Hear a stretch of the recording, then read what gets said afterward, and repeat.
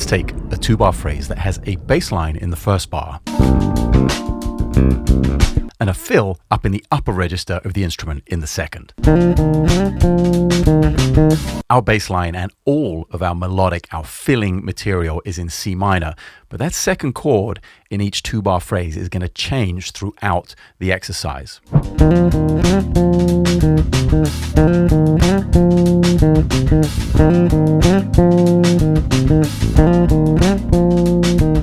And what I want to explain to you today in this video is how we find all of those expensive notes on all of those different chord qualities using just one minor pentatonic scale. For anyone who already has my book, Bass Player's Guide to Pentatonics, this is on page 34. It's our bass lines and bass fills section. If you don't have this book, they're available below, linked in the description. Signed physical copies ship here from my studio worldwide.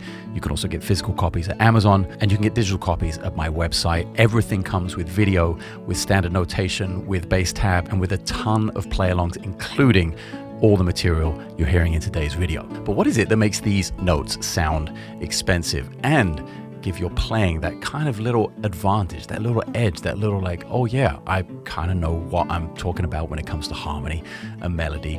Well, the answer is really very simple. It's taking a single pentatonic scale and simply being aware of where else that fits besides C minor.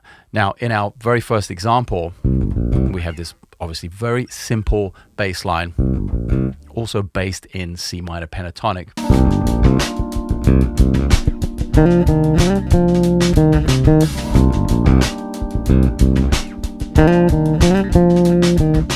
The initial thing, the chord stays the same. The first bar, the second bar, we see C minor, C minor. When the chord changes, in example 2, we see C minor and it goes up a half step to D flat major 7.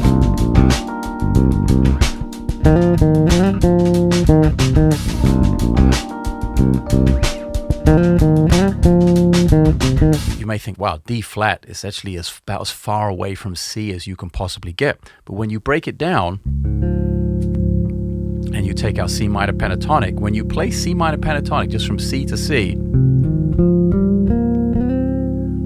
you get all these kind of sweet notes. The first note is C, which is the major 7 of D flat major. Second note is E flat, which is the 9 of D flat major. The third note is F, which is very inside the major 3rd of D flat major. We get this Lydian sound, this sharp 4, this G natural. We get the 13 of D flat, which is B flat, and back up to the root, which is our major 7.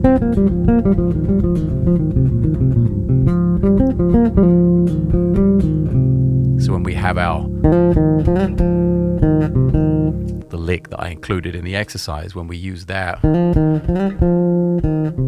we can kind of go in and analyze that and realize that F, E flat, G, F, E flat, C, E flat. So in the context of D flat major, that's 3, 2, sharp 4, sharp 11, 3, 2, flats, natural 7, major 7, back up to the 2 or the 9. So D flat major 7, something that could potentially appear very alien to the key of C minor, actually shares way more in common than maybe you were aware. So just taking one of these chords out of the sequence and working C minor pentatonic around it as much as you can.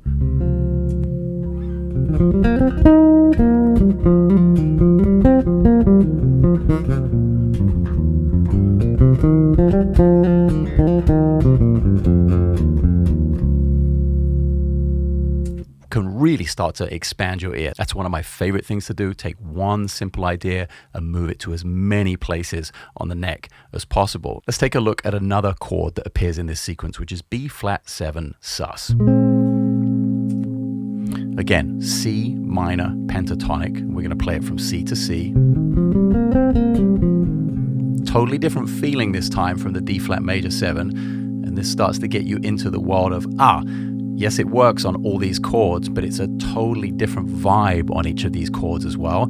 And I want you to get sort of immersed in that sound, not so much worried about, oh, it's the 9th or the 11th or any of these tensions or the theory or the analytical side of it, but get immersed in the feeling of it. If you've been playing music for any length of time, I'm pretty sure the minor pentatonic is going to be one of the first things you've checked out.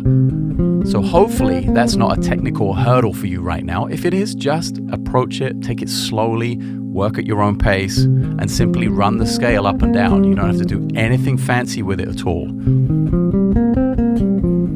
But sort of get immersed in what that sound is. We have the 9, in the context of B flat sus, our chord here. We have the 9, the E flat is the 4 or the 11, the sus. The F natural is the 5. The G natural is the 13.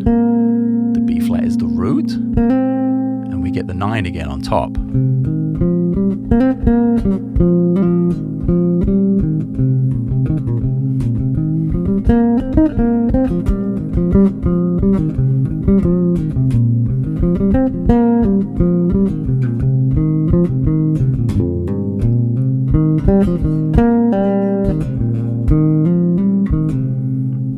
So I didn't play anything outside of C minor pentatonic there, and it totally worked over our B flat 7 sus. Let's break down one more chord in this sequence. We have an A flat major 7 sound.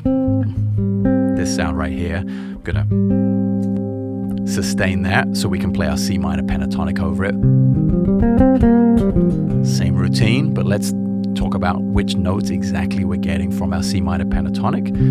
Our root, our C, in the context of A flat major 7 is our major 3rd, E flat is the 5th, F is the 13, G is the natural 7, B flat is the 9, and the C, the root in our minor pentatonic, is the 3rd on top there in A flat. And I want to point out, especially if you're using the play along, like don't feel that you have to stick with the exercise exactly as it is. It's a very good discipline to work on the exercise, to be able to play the fundamentals of the instrument in one bar and then move up the neck and play this fill in the next bar. It's a great discipline, just moving around the range of your instrument. But also investigate just playing the bass on that second chord when the chord changes. Now, of course, conceptually, you're more than likely going to want to get to the root of that new chord to establish the feeling, to establish the foundation.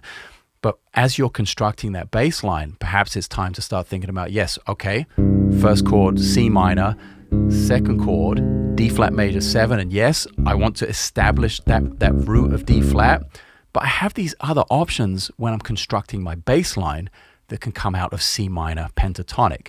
So instead of just something, really quite simple and rooted in the root, maybe there are some options.